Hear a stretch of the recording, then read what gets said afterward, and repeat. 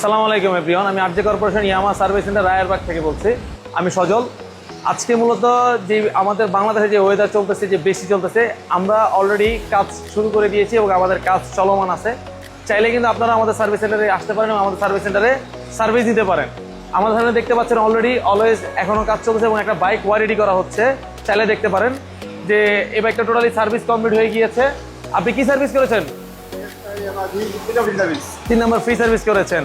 এখন কি কাজ করতেছেন? ওয়ারেডি করতেছেন। ওয়ারেডিতে কি কি প্রবলেম পাচ্ছেন?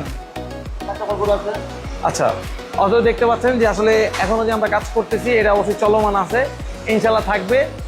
আপনার আবহাওয়া যতই খারাপ হোক আর যতই ভালো হোক, আমরা সবসময় আপনাদের পাশে আছি সাপোর্ট দেওয়ার জন্য এবং আগামীতে থাকবো ইনশাল্লাহ।